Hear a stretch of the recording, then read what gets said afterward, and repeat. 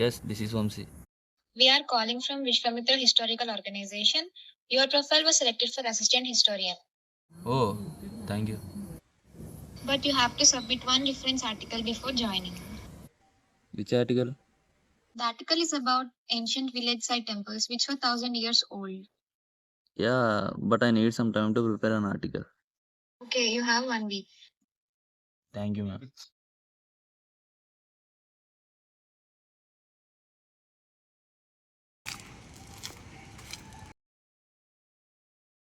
పల్లెటూరు చరిత్ర గురించి ఒక ఆర్టికల్ రాయమంటున్నారు.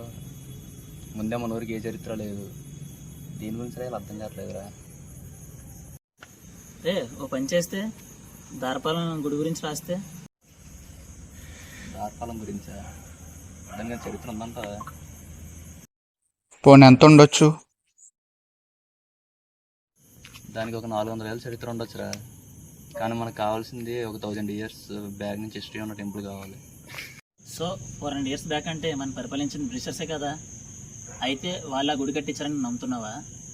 అన్నదాని ప్రకారం చూస్తే 400 ఏళ్ళ నుంచి ఒక వాటర్ ఫ్లో 100% ప్యూరిఫై అయ్యి ఫ్లో అవుతుంది. సో దీన్ని బ్రిటిషర్స్ కట్టే ఛాన్సే లేదు. మరి అయితే ఎవరు కట్టించుంటారు? What the mystery behind?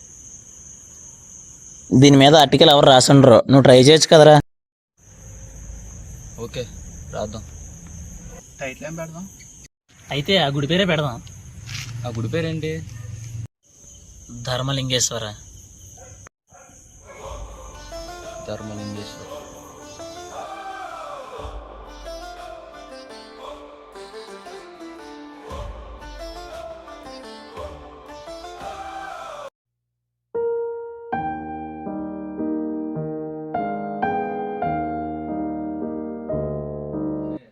నేను రాత్రి కదరా సీరియస్గా ఆర్టికల్ రాద్దామన్నారు. ఇప్పుడైనా సెలవులు నొక్కుంటున్నారు ఇద్దరు. నీ ఆర్టికల్ గురించి చూస్తున్నావురా ఇన్స్టాగ్రామ్. రే కామెడీ చేయకుండా వే, అసలు టైం లేదు. మరి ఏం చేయమంటావురా? ముందా గుడి గురించి తెలుసుకున్నాం.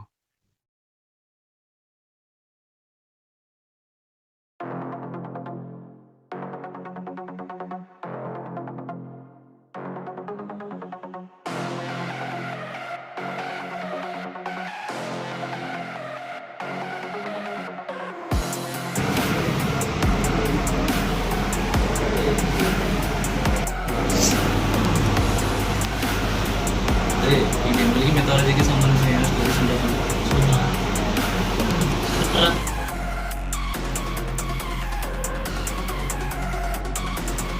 దీనికి 2 కథలు ఉన్నాయి.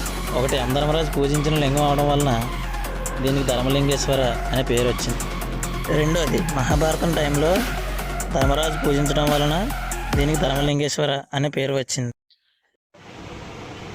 అయితే ఒక స్టోరీ ప్రకారం ఆ లింగాన్ని స్థాపించింది యమధర్మరాజు, ఇంకో స్టోరీ ప్రకారం ఆ లింగాన్ని స్థాపించింది ధర్మరాజు.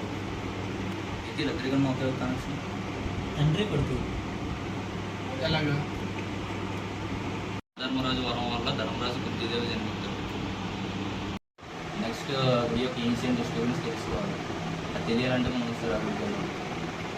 పగలైతే ఆ గుడి చాలా రష్గా ఉంటుంది, నైట్ టైమే వెళ్ళాలి.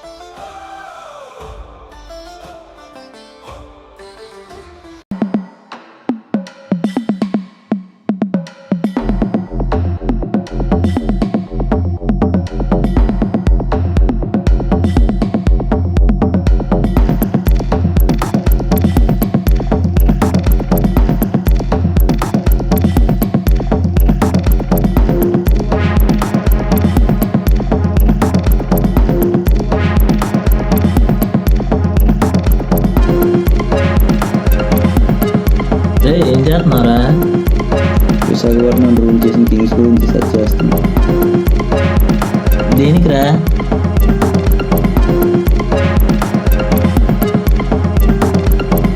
నేను నైట్ మనం తీసిన ఫొటోస్లో అయితే కొంచెం డిఫరెంట్గా ఉందిరా. శివుడి గుడిలో విష్ణుముద్ర. సో ఖచ్చితంగా ఈ గుడిని వైష్ణవుడే కట్టించి ఉంటాడు. వైష్ణవుడు అంటే ఎవర్రా?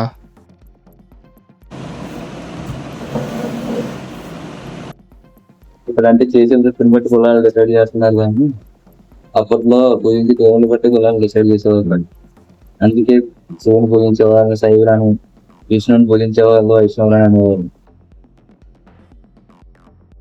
శివుడు పూజించే ఒక రాజు శివుడు గుడి కట్టించాడు అంటావు. అయితే హిస్టరీ మొత్తం తవ్వాలి. అక్కర్లేదురా, విశాఖపట్నం తర్వాత చేరబడ్డు.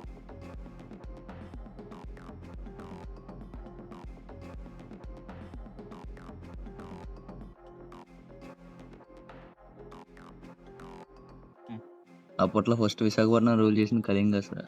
కళింగలు ఎవర్రా? కళింగల ఒడిశాకు సంబంధించిన రాజులు. అప్పట్లో కళింగస్కి రాజధాని విశాఖపట్నం. అందుకే విశాఖపట్నాన్ని కళింగపట్నం అని కూడా అనేవారు. కళింగలు వైష్ణవులేనా? వైష్ణవులే కానీ ఇప్పుడు బౌద్ధిస్టులుగా మారిపోయారు. ఎందుకు? కళింగ యుద్ధంలో అశోకుడు ఈ రక్తపాతాలను చూసి హింసని వదిలి శాంతి యుద్ధంగా అడుగు వేయడానికి నిశ్చయించుకున్నాడు. అందుకే విశాఖపట్నంలో బుద్ధుడికి సంబంధించిన స్తూపాలు తొట్లకొండ, బొజ్జన్నకొండ, అంతెందుకు మనం రీసెర్చ్ చేస్తున్న ధర్మలింగేశ్వర టెంపుల్లో ఉన్న కొండలో కూడా బుద్ధుడికి సంబంధించిన ఎన్నో స్తూపాలు ఉన్నాయి.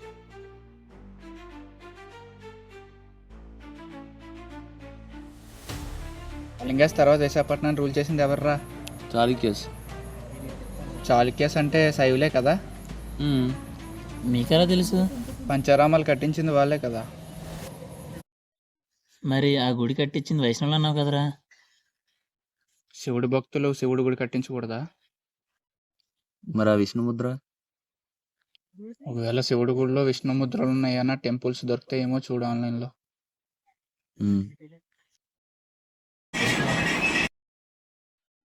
చాలా టెంపుల్స్ ఉన్నాయరా.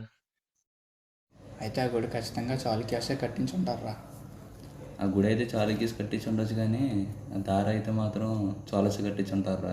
ఎందుకంటే అలాంటి మిస్టరీ వాళ్ళకి సాధ్యం. చాలస్ విశాఖపట్నం రూల్ చేశారా? చాలస్ విశాఖపట్నం రూల్ చేశారు. చాలస్కి విశాఖపట్నం రాజధానిగా ఉండేది. అప్పుడు విశాఖపట్నానికి పేరు కొలతంగ చోళపట్నం. చాలస్ తర్వాత విశాఖపట్నాన్ని పల్లవాసు, శ్రీకృష్ణదేవరాయలు అంటే ఎంతోమంది రాజులు పరిపాలించారు. ఆ తర్వాత బ్రిటిషర్స్ కూడా పరిపాలించారు. ఎంతమంది పరిపాలించినా సరే ఆ గుడికున్న ప్రత్యేకత మాత్రం ఏమాత్రం తగ్గలేదు. ఇప్పటికీ ఆ దారి ఎక్కడి నుంచి వస్తుందో ఎవరు కనిపెట్టలేకపోయారు.